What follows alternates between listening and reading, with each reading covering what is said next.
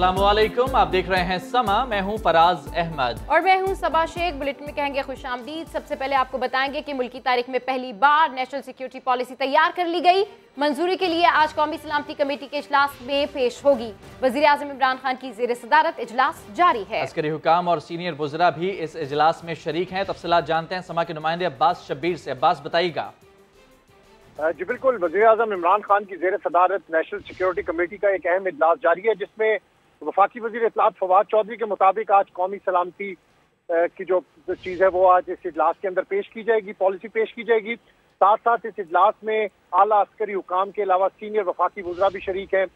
मुल्क की सिक्योरिटी सूरत हाल पर तफसीली तौर पर वज़ीर आज़म को ब्रीफ किया जाएगा। साथ साथ बॉर्डर और अफगानिस्तान की सूरत हाल पर भी जो अपडेट है वो वज़ीर आज़म को आज इस इजलास में शेयर की जाएगी। एक अहम इजलास है जो कि वज़ीर आज़म इमरान खान की जेर सदारत इस वक्त वज़ीर आज़म हाउस में जारी है, जिसमें आला अस्करी क़यादत समेत वफाकी वज़रा, वफाकी वज़ीर दाखिला शेख रशीद, फवाद चौधरी, शीरी मजारी, असद उमर, शाह महमूद कुरैशी और मोहित यूसुफ शरीक है। बिल्कुल एक अहम इजलास है। मुल्क की तारीख में पहली बार नेशनल सिक्योरिटी पॉलिसी तैयार कर ली गई है। मंजूरी के लिए आज कौमी सलामती कमेटी के इजलास में पेश होगी। वज़ीर आज़म इमरान खान की जेर सदारत इजलास जारी है। अब्बास शबीर, ये बताइए कि फोकस एजेंडा क्या है आज का? देखें, फोकस एजेंडा तो अफगानिस्तान की सूरत हाल, तहरीक तालिबान, बॉर्डर्स की सूरत हाल और मुल्क की जो सिक्योरिटी है उस पर तफसीली तौर पर वज़ीर आज़म को इस इजलास में ब्रीफ किया जा रहा है। साथ साथ वफाकी वज़ीर इत्तलात फवाद चौधरी की तरफ से बताया गया था कि कौमी सलामती पॉलिसी भी जो कि मुल्क की तारीख में पहली मरतबा आज के इजलास में रखी जाएगी और इसको मंजूर किया जाएगा। आला अस्करी को क़यादत इस इजलास में शरीक है, जिसमें अहम मामलात पर वज़ीर आज़म चूँकि इसको चेयर करते हैं तो वज़ीर आज़म को तफसीली तौर पर जो तमाम सूरत हाल है उस पर ब्रीफ किया जाएगा। ठीक है अब्बास शबीर, ये भी बता दीजिएगा कौमी सलामती कमेटी का जो इजलास है इसमें नेशनल सिक्योरिटी पॉलिसी तैयार की गई है, ये भी आज पेश की जा रही है। इस पॉलिसी के कुछ मंदरजात के हवाले से इनिशियल क्या इन्फॉर्मेशन है आपके पास?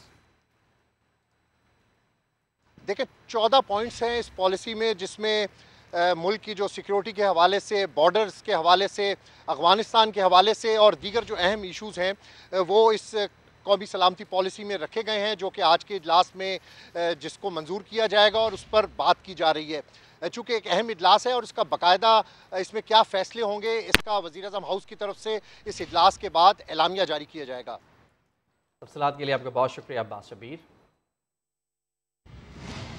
Army chief general Qamar Javed Bajwa से तुर्की की बर्री अफवाज के सरबराह ने रावलपिंडी में मुलाकात की है। इलाकाई सलामती, पेशा वाराना अमूर और दो तरफा दिफाई और सलामती ताउन बढ़ाने पर बातचीत की गई है। इस हवाले से मजीद तफसीलात हासिल करते समा के नुमाइंदे उस्मान खान से। जी उस्मान, मुलाकात में मजीद क्या गुफ्तगू हुई?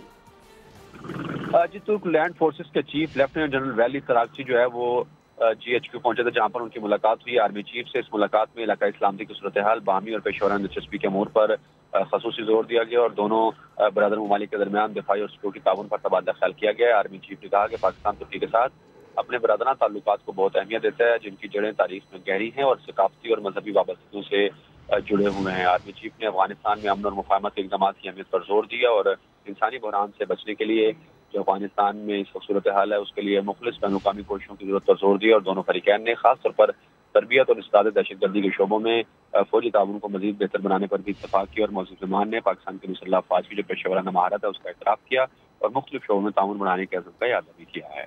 ठीक है, अपडेट करने के लिए शुक्रिया। खूबसूरत मौसम की बात कर लेते हैं। हमारे शहर में उतरा कमाल का मौसम। बात हो रही है कराची की, जहां वक्फे वक्फे से बारिश जारी है। मौसम की पहली बरसात के साथ ही सर्दी में इजाफा हो गया। शहर का कम से कम दर्जा हरारत 16 डिग्री रिकॉर्ड किया गया। मौसम का हाल बताने वाले कहते हैं कि बारिश का सिलसिला भी अभी जारी रहेगा, जबकि सर्दी की शिद्दत में भी इजाफा होगा। महकमा मौसमियात की पेशगोई एक बार फिर दुरुस्त साबित हुई। कराची में मौसम सरमा की पहली बारिश के बाद सर्दी की दूसरी लहर ने एंट्री दे दी। शहर के मुख्तलिफ इलाकों में सुबह सवेरे आने वाले काले बादल बरस पड़े। महकमा मौसमियात के आदाद-ओ-शुमार के मुताबिक सबसे ज्यादा बारिश कायदाबाद और गुलशन हदीद में 5 मिलीमीटर रिकॉर्ड की गई है। कराची के शहरियों ने भी सर्दियों की पहली बारिश को खूब एंजॉय किया। कराची वालों के लिए बारिश तो हर मौसम में अच्छी लगती है। सुबह सुबह का वक्त है, अचानक बारिश शुरू हुई तो हमने सोचा बाहर निकलते हैं। दिसंबर की वैसी बारिश है, आपको पता है मौसम कितना अच्छा हो जाता है। मौसम का हाल बताने वालों ने कल से कराची में दर्जा हरारत में मजीद कमी की पेशगोई की है, जिसके बाद पारा 8 डिग्री तक गिर सकता है। तो कराची में सर्दी की पहली बारिश शुरू हुई और होती चली गई, इस वक्त भी जारी है। डिफेंस से मलीर तक, सदर से औरंगी तक, Gulshan Iqbal, Gulistan Jauhar, federal B area, north Nazimabad तक अब्र बरसा, सर्द हवाएं चल पड़ी। महकमा मौसमियात का यह कहना है कि 24 घंटों तक वक्फे से बारिश का ये सिलसिला इसी तरह जारी रहेगा। बिल्कुल, मौसम का अहवाल जान लेते हैं समा की नुमाइंदा जमजम सईद से, जो इस वक्त टेरेस पर मौजूद हैं और यकीनन एंजॉय कर रही होंगी। जमजम, क्या देख रही हैं, कैसा मौसम है, क्या अपडेट्स है आपके पास आज मौसम के हवाले से? देखिए, आज तो भीगा भीगा सा ये दिसंबर है। आज तो कराची ने सूरज बिल्कुल देखा ही नहीं है। सुबह से जो है शहर का मौसम बहुत ही ज़्यादा सुहाना हो रहा है। मेरे अकब में भी आप टेरेस में मौजूद हूँ, मनाजिर देख रहे होंगे कि किस तरह से जो है मॉइस्ट हवा में मॉइस्चराइजिंग की अगर मैं बात करूँ तो मॉइस्चर हवा में 90% यानी हवा में नमी का तनासुब 90% जो है वो रिकॉर्ड किया जा रहा है, जिसकी वजह से हद निगाह मुतासर हो रही है। और बेसिकली अगर कराची वालों की हम बात करें तो कराची वाले इतने धुंध में आदी नहीं होते। लाहौर वालों की तो चलो उनका तो होता ही रहता है इस तरह का मौसम, लेकिन कराची वालों को धुंध इतनी ज़्यादा बर्दाश्त नहीं है। इसलिए अब से कुछ देर कबल जो है वो कुछ वाक़यात भी रोनुमा हुए एक्सीडेंट के, इसके साथ ही जो है करंट लगने से एक शख्स भी जा बहक हुआ। लेकिन मौसम जो है बहुत खूबसूरत है, इंजॉय करें, लेकिन साथ ही साथ एहतियात भी बहुत ज़्यादा ज़रूरी है, क्योंकि यहाँ पर ही जो है ये सिलसिला ख़त्म नहीं होता। बारिश इसी तरह से वक्फे से कल तक जो है वो जारी रहेगी। कल दोपहर तक ये सिलसिला इसी तरह से वक्फे से जारी रहेगा। अब बारिश हो सकता है कुछ देर में थमने का नाम ले, लेकिन इसके बाद से फिर से 6 बजे के बाद जो है महकमा मौसमियात की जानिब से बताया जा रहा है कि एक मरतबा फिर से बारिश का सिलसिला शुरू होगा, जो कि रात गए तक जारी रहेगा। और आज अगर मैं इस वक्त दर्जा हरारत की बात करूं तो इस वक्त 18 डिग्री सेंटीग्रेड जो है दर्जा हरारत रिकॉर्ड किया जा रहा है। और बादलों की अगर मैं बात करूं तो 1500 फीट बुलंदी पर इस वक्त जो है वो बादल मौजूद है, जो कि बहुत ही नीचे आ चुके हैं। इस वक्त जो है मौसम काफ़ी ज़्यादा सर्द हो रहा है और कल तक मौसम इसी तरह से सर्द रहेगा। हो सकता है मजीद सर्दी बढ़ जाए। जी अच्छा जमजम, ये बताएं, कल तक हम कराची में हाफ स्लीव्स की टी शर्ट्स पहनकर घूम रहे थे, लेकिन आज आपको मैं देख रहा हूं लेदर की आपने जैकेट पहन रखी, क्या इसमें भी आपको सर्दी का एहसास हो रहा है? देखिए, कराची के लोगों की तरह कराची के मौसम की भी मिजाज कुछ अलग ही है, कभी किस तरह तो कभी किस तरह से। वाकई आपने सही कहा कि कल जो है हाफ स्लीव्स में घूम रहे थे और आज जैकेट पहनी, और ठंड इतनी ज़्यादा हो रही है कि मुझे ऐसा फील हो रहा है जैसे मैं पंजाब में यहाँ पर इस वक्त मैं मौजूद हूँ, क्योंकि ठंड इतनी मुझसे बर्दाश्त वैसे होती नहीं है, लेकिन इसलिए मैं यहाँ पर मौजूद हूँ ताकि आप लोगों को जो है वक्तन फ़वक्तन में अपडेट्स दे सकूँ, वेदर के हवाले से बता सकूँ। बिल्कुल, आप अपनी सहाफती जिम्मेदारियों को भी निभा रही हैं, लेकिन साथ साथ आपके पास ये एज है कि आप मौसम को भी इंजॉय कर रही हैं। हम भी बता रहे हैं मौसम के हवाले से, लेकिन इस मौसम को हम उस तरह से इंजॉय कर नहीं पा रहे हैं। जब स्टूडियो से बाहर जाएंगे तो फिर देखेंगे कि मौसम जो है वो कैसा है। बड़ा मजा आता है जब आप बता रहे होते हैं लोगों को, रिपोर्टिंग कर रहे होते हैं कि मौसम कैसा है, आपके जो सराउंडिंग है वो भी सारी लोगों को पता चल रही होती है कि आप खुद भी कितना इंजॉय करें। बहुत शुक्रिया जमजम सईद अपडेट करने के लिए। तो कराची में बारिश के बाद मुतादिद इलाकों में फिडर्स बंद होने से शहर के कई इलाकों की बिजली बंद हो गई है कि इलेक्ट्रिक जराये के मुताबिक लगभग 200 के करीब फिडर्स बंद हैं। इस हवाले से मजीद जानते हैं, समा के नुमाइंदे सैयद रिजवान आलम हमारे साथ मौजूद हैं। रिजवान, बताइएगा कौन कौन से इलाके ज्यादा मुतासर हुए हैं? जी देखिए, गुलशन इकबाल ब्लॉक 4 है और गुलशन मशरिक है। इसके अलावा सरजानी टाउन के इलाके, नॉर्थ कराची है, 11B है, 11A है, Shadman, buffer zone, sector 8, 10, Korangi, Orangi, Banaras, Lyari, Kharadar और इस समेत मुतादिद इलाकों में जो है वो बिजली बंद है। बारिश के बाद 200 से ज़ायद फीडर्स ट्रिप है इलेक्ट्रिक के, और जब हमने राब्ता किया है के इलेक्ट्रिक के तर्जुमान से तो उन्होंने कहा है कि 110 फीट से ज़ायद फीडर्स जो है उससे बिजली की फराहमी मुअत्तिल है। नशेबी इलाकों में पानी खड़ा हुआ है तेज़ बारिश के बाद, उसकी वजह से जो है वो उन पानी निकासियात के बाद जो है वो हम फीडर्स बहाल कर देंगे और सूरत हाल मामूल पर आ जाएगी। लेकिन इस वक्त जो है कई इलाकों में बिजली नहीं है, दोहरी अजियत का शिकार है शहरी, क्योंकि इलेक्ट्रिक के चूल्हे और गीजर भी बंद हो गए हैं और मुतादिद इलाके जो है जहाँ लाइट नहीं है उसकी वजह से शहरियों को परेशानी का कराची की बारिश कहीं रहमत है तो कहीं जहमत है। बहुत शुक्रिया आपका रिजवान तफसीलात के लिए। रुख कर लेते हैं मलका कौसार मरी का, जहां सुबह शुरू होने वाला पहली बर्फबारी का सिलसिला वक्फे से अब भी जारी है। शदीद सर्दी के बावजूद सयाहों की बड़ी तादाद बर्फबारी के खूबसूरत मनाजिर से लुत्फानंदोज हो रही है। मजीद जानते हैं GPO चौक मरी में मौजूद है जफर इकबाल रहीम, उनसे पूछते हैं क्या सूरत हाल है जी, अपडेट कीजिए। जी बिल्कुल, मलका कौसार मरी में आज सुबह शुरू होने वाला बर्फबारी का सिलसिला तमाम दिन वक्फे से जारी रहा और इस दौरान यहाँ पे तकरीबन 6 इंच से ज़्यादा बर्फ़ पड़ चुकी है। बर्फबारी के बाद यहाँ का मौसम इंतहाई सर्द हो गया। इसके बावजूद सयाहों की एक बहुत बड़ी तादाद मरी में मौजूद है, जो यहाँ के खूबसूरत मौसम और नज़ारों से पूरी तरह लुत्फानंदोज हो रही है। और यहाँ पर इस वक्त आप देख सकते हैं गाड़ियों की लंबी कतारें लगी हुई हैं और सयाह बड़ी तादाद में मरी पहुँच रहे हैं। मेरे साथ एक सयाह फैमिली मौजूद है, आइए इनसे पूछते हैं कि ये इस मौसम को कैसे एंजॉय कर रहे हैं। अस्सलाम वालेकुम, हम बहुत अच्छा एंजॉय कर रहे हैं और हमारा यहाँ से प्लान था नथिया गली नारायण कगान, लेकिन हमने एक स्टॉप कर दिया है। यही हमारे लिए बहुत इनफ है और यही हमारे नारायण कगान हर चीज़ समझे, हम इससे ही बहुत इंजॉय कर रहे हैं और मज़ीद इंजॉय करेंगे इंशाल्लाह। जी बिल्कुल, जैसा कि आपने सुना कि इनका ये कहना है कि हम लोगों ने आगे जाने के लिए भी प्लान किया हुआ था, लेकिन इसके बावजूद कि यहाँ पर इतनी एंजॉयमेंट मिल गई है कि हमें कहीं और आगे जाने की ज़रूरत महसूस नहीं हो रही है। हम मरी में रहकर ही इस मौसम को और इन नज़ारों को पूरी तरह लुत्फानंदोज करेंगे। जी ठीक है, अपडेट करने के लिए शुक्रिया। जाता हुआ दिसंबर हर सू बर्फ के गाले ले आया, बरसते बादल ले आया। आज़ाद कश्मीर में रात गए से बर्फ गिर रही है, मरी पर भी खुश्कसाली के बाद बर्फ पड़ गई। मनाजिर हसीन तर हो चुके हैं। मुल्क के मौसम पर एक नजर डाल लेते हैं इस रिपोर्ट में।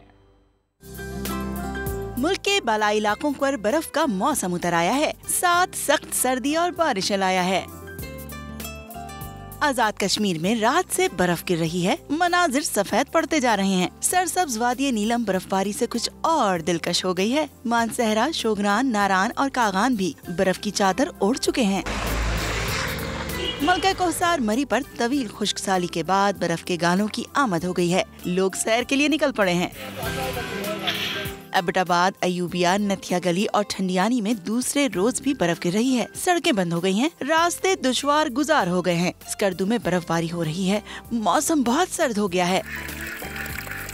वादिया सवाद और वादिया कालाम में दूसरे रोज बर्फबारी जारी है। दर्जा हरारत -4 तक गिर गया है। तीर और उसके आसपास के इलाकों में भी शदीद बर्फबारी हुई है। लोग बर्फबारी का लुत्फ उठाने लोअरी टॉप पर जा पहुँचे हैं। इस्लामाबाद और रावलपिंडी में वक्फे से बारिश जारी है। अटक और उसके आसपास के इलाकों में गरज चमक के साथ बारिश हुई और इसका सिलसिला 12 घंटे तक जारी रहेगा। अब खबर शामिल करेंगे। सुप्रीम कोर्ट रजिस्ट्री कराची से गटर बागीचा केस की समाअत के दौरान एडमिनिस्ट्रेटर कराची की सख्त सरजनिश, चीफ जस्टिस से मुर्तजा वहाब को ओहदे से हटाने का हुक्म भी दे दिया। कहा आप इस ओहदे के अहल नहीं है। मुर्तजा वहाब को अदालत से गैर मशरूत माफी मांगना पड़ी, जिसे कबूल कर लिया गया। समाअत का अहवाल इरफानुल हक की रिपोर्ट में।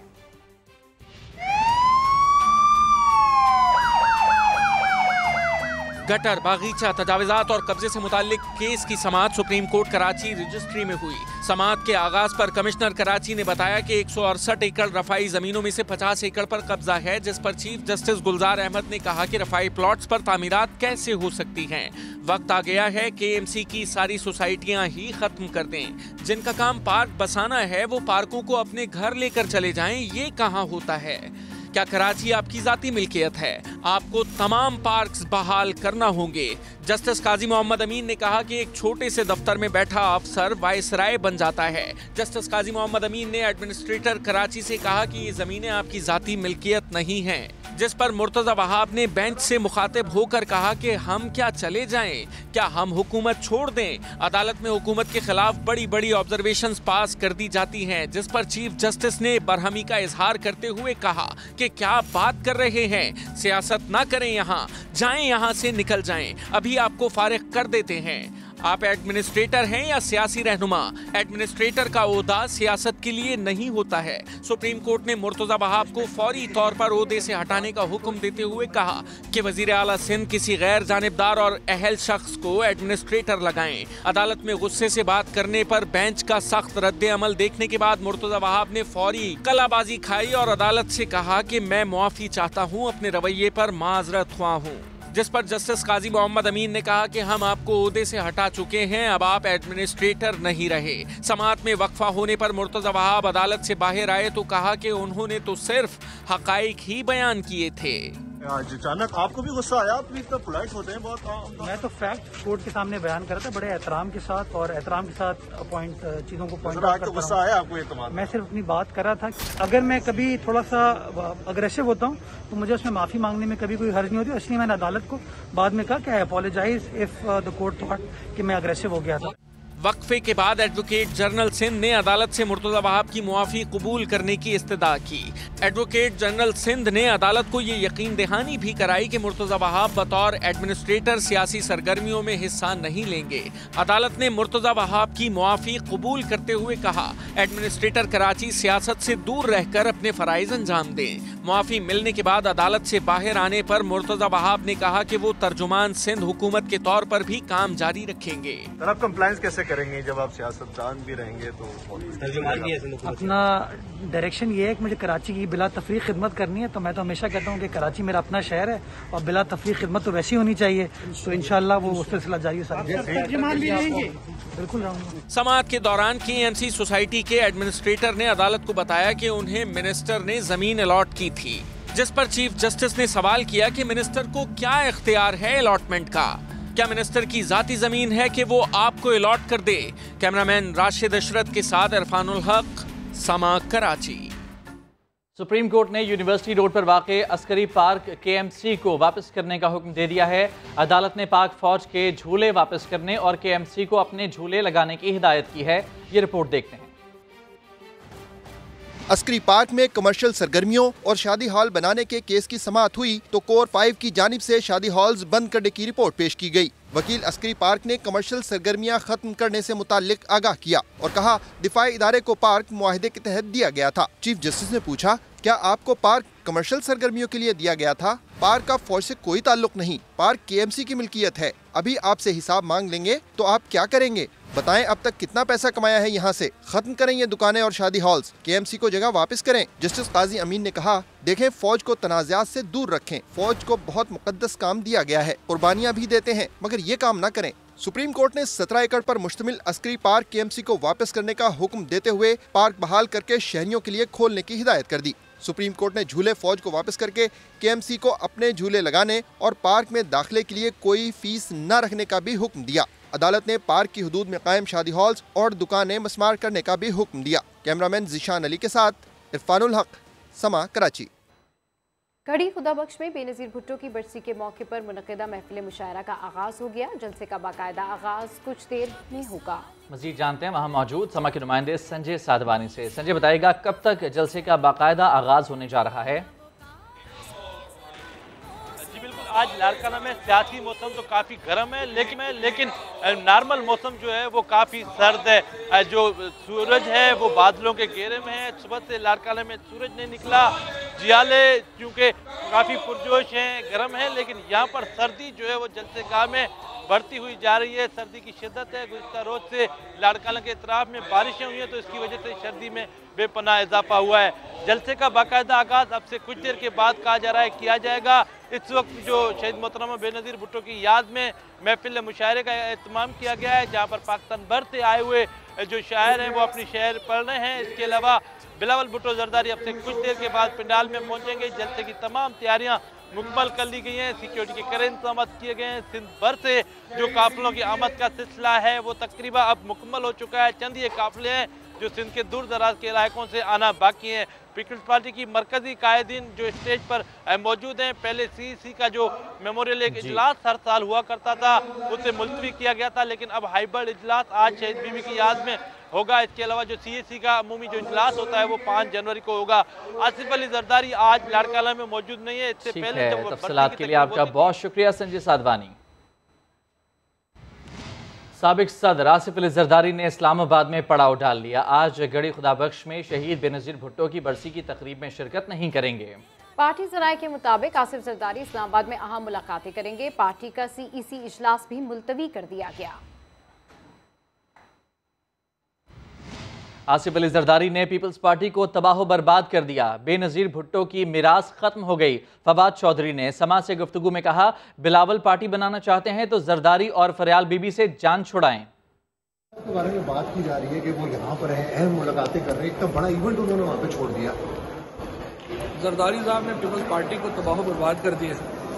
एक ऐसी बड़ी जमात जो बेनज़ीर भुट्टो की लेगेसी थी वो ख़त्म हो गई, इंटीरियर सिंध की पार्टी बन गई। अब तो ये बिलावल साहब को पूरी एक बिलावल साहब पार्टी बनाना चाहते हैं। सबसे पहले जरदारी साहब से और फरियाल बीबी से अपनी जान छुड़ाएं। ये मुलाकातों का जो कह रही है, किससे मुलाकात हुई? हाँ, मुलाकात अभी डॉक्टर वगैरह से मिलने आए हैं। सेहत के मसाइल की वजह से जरा सा फासला इख्तियार किया हुआ है। ये न समझा जाए कि पीपल्स पार्टी से मेरा ताल्लुक नहीं रहा। आज भी पार्टी में पूरी तरह सरगर्म हूँ। एतजाज हसन की प्रोग्राम नया दिन में गुफ्तगू, कहा हुकूमत ने मुल्क का जो हाल किया इससे लोगों में गैर यकीनी पैदा हो गई है। आने वाला वक्त बिलावल भुट्टो का है। ये ना समझा जाए कि मेरा कोई पीपल्स पार्टी से खुदा न खास्ता कोई दूरी पैदा हो गई है ना कुछ। मैं समझता हूँ कि जिस किस्म की तरबियत वो करके गई हैं अपने बच्चों की, वो वक्त आने पे, और मेरा ख्याल है कि चेयरमैन बिलावल का तो वक्त मेरे ख्याल में वो ऐसी बड़े ओहदे किसी को संभालने का वक्त आ रहा है। क्योंकि दूसरी तरफ तो बिल्कुल ही ये जो हुकूमत है पीटीआई की, ये तो इसने तो बहुत नुकसान ये पहुंचा दिया है कि अब लोग समझते हैं कि पाकिस्तान गवर्नरेबल ही नहीं रहा। और दूसरी जानिब नून लीग के एक बार फिर अलग अलग बयानिए सामने आ रहे हैं। एक हल्का मियां साहब की वापसी का शोर मचा रहा है तो राना सनाउल्लाह ने नवाज शरीफ को सोच समझकर वापसी का मशवरा दे दिया। प्रोग्राम नया दिन में बोले, मियां साहब को सोचना होगा कि क्या वापसी के लिए हालात साजगार हैं। पार्टी को उनकी रहनुमाई तो बाहर बैठकर भी मुयस्सर है। करीब मियां साहब भी वापस आएंगे। तो अब अगर उनके वापस आने की खबरें आ रही हैं तो हुकूमत की नींद उड़ गई है। फिर अचानक राना सनाउल्लाह नवाज शरीफ के लिए एक मुफ्त मशवरा लेकर प्रोग्राम नया दिन में चले आए। पार्टी को जितनी जो है रहनुमाई इस वक्त मियां नवाज शरीफ साहब की तरफ से मुयस्सर है, वो ऐसी सूरत में मैं समझता हूँ कि उन्हें ये देखना चाहिए कि यहाँ पे आके जो है वो क्या इस काबिल हो सकेंगे। बातों बातों में राना सनाउल्लाह बात को मियां साहिब के केसेस तक लेकर चले गए। उनको इंसाफ मिलेगा, उनके जो बेबुनियाद केसेस हैं उनमें उनको रिलीफ मिलेगा। तो ये वो चीज़ें हैं कि जिनको मद्देनजर रखते हुए उन्हें जो है ये फैसला करना चाहिए। मुस्लिम लीगियों के बयानात में तजाद देखने वालों को शेख रशीद का मशहूर ज़माना सियासी फ़िक्रा याद आ गया। इंशाअल्लाह ताला शीन निकले ही निकले, शीन का निकलना तय। मुबैना तौर पर मुस्लिम लीग नून ये चाहती है कि घड़ी की चौथाई में नवाज शरीफ वापस आ जाएं। नवाज शरीफ की न सिर्फ सजाएं खत्म होगी, नतीजे में नवाज शरीफ चौथी दफा प्राइम मिनिस्टर बनेंगे। और शहबाज शरीफ के करीबी समझे जाने वाले सोच समझकर फैसले का मशवरा देते हैं। बेबुनियाद केसेस हैं उनमें उनको रिलीफ मिलेगा। सूरत हाल सवाल उठा रही है कि क्या मुस्लिम लीग नून एक मर्तबा फिर दो बयानियों में फंसने जा रही है। लाहौर में आग लगने से दो बहनों की पुरस्कार मौत का केस नया रुख इख्तियार कर गया। आपको बताएं कि तेजधार आले से कत्ल किया गया, ऐसे इंकशाफात किए हैं पुलिस की जानिब से। तफ्तीश से मुतालिक मजीद जानते हैं जहांगीर खान से। जी जहांगीर। जी, घर में आग लगने से दो मोमर बहनों की पुरस्कार हलाकत का ये वाक़या गुज़िश्ता रोज़ ग्रीन टाउन के इलाके में पेश आया था, लेकिन अब ये केस एक नया रुख इख्तियार कर गया है क्योंकि जाए वक़ुआ से मिलने वाले शवाहिद और मकतूला ख़वातीन के भाई की मुद्दत में इन दोनों बहनों के कत्ल का मुकदमा दर्ज कर लिया गया है। FIR में मुद्दई मुकदमा ने यह मौक़िफ़ इख्तियार किया है कि दोनों बहनों को पहले तेज़ धार आले के साथ कत्ल किया गया और उसके बाद इनकी लाशें जलाई गईं, एविडेंस रिमूव किए गए। पुलिस का यह कहना है कि जाए वक़ुआ से जो चंद शवाहिद मिले हैं उनसे भी यही इंकशाफ होता है कि इन दोनों बहनों को कत्ल करके जलाया गया और वाक़े को हादसे का रंग देने की कोशिश की गई। जाए वक़ुआ से मिलने वाले शवाहिद की बिना पर ही आगे तफ्तीश शुरू कर दी गई है। मकतूला दुर शहवर और उनकी बहन नाहिद अंजुम का पोस्टमार्टम जो है वह इस वक्त जारी है। पोस्टमार्टम के बाद मैयतें वर्सा के हवाले कर दी जाएंगी और पुलिस का ये कहना है कि तफ्तीश मुकम्मल होने के बाद इन दोनों मोमर बहनों के कत्ल के हवाले से मुहर्रिकात सामने लाए जाएंगे और मुलव्विस मुल्ज़िमान को जल्द ट्रेस करके गिरफ्तार कर लिया जाएगा। जी, तफसीलात के लिए आपका शुक्रिया जहांगीर। रावलपिंडी में कत्ल पाकिस्तानी नजाद अमरीकी खातून वजीहा स्वाति के पहले शौहर के कत्ल की फाइल भी खुल गई है। वजीहा स्वाति के पहले शौहर बशीर अल मेहदी को मई 2014 में कत्ल कर दिया गया था। वजीहा ने नवंबर 2014 में रजवान हबीब से दूसरी शादी की थी। पुलिस ने डॉक्टर बशीर के कत्ल की फाइल दोबारा खोलते हुए तहकीकात का दायरा बढ़ा दिया। रजवान, उसके वालिद और मुलाजिम को शामिल तफ्तीश कर लिया गया है। तहफ़्फ़ुज़ वालिदैन ऑर्डिनेंस 2021 के तहत औलाद किरायादार हो या घर की मालिक, वालिदैन को घर से निकालने पर 1 साल कैद और जुर्माना देना होगा। वालिदैन औलाद को घर से निकाल सकते हैं। मजीद जानते हैं समा के नुमाइंदे अरशद अली से। जी अरशद अली, इस ऑर्डिनेंस के हवाले से मजीद क्या अपडेट्स हैं आपके पास? जी बिल्कुल, जो है वो लाहौर हाई कोर्ट ने तहफ़्फ़ुज़ वालिदैन ऑर्डिनेंस के मुतल्लिक एक अहम फैसला जारी कर दिया है। जस्टिस अली बाकर नजफी ने 8 सफ़ात पर मुश्तमिल तहरीरी फैसला जारी किया है। अदालत ने अपने फैसले में लिखा कि बच्चा किराए पर हो या घर का मालिक, वालिदैन को हरगिज जो है वो अगर घर से निकालेगा तो जुर्म के जिम्मे में आएगा। इसके साथ साथ अदालत ने यह भी लिखा कि वालिदैन को घर से निकालने पर बच्चे को 1 साल कैद और जुर्माना भी हो सकता है। अदालत ने अपने फैसले में यह भी लिखा कि वालिदैन बच्चे को अपने घर से बेदखल जो है वो कर सकते हैं और इसके साथ साथ वालिदैन के निकालने पर बच्चे को 7 दिन के अंदर अंदर जो है वो घर खाली करना होगा। ताहम जो है वो अदालत ने अली इकराम की दरख्वास्त पर बाकायदा तहरीरी हुक्मनामा जारी किया है। जी ठीक है, अपडेट करने के लिए शुक्रिया। बुलेटिन से फिलहाल इतना ही। एक ब्रेक के बाद हाजिर होंगे हेडलाइंस के साथ। देखते रहिए समा।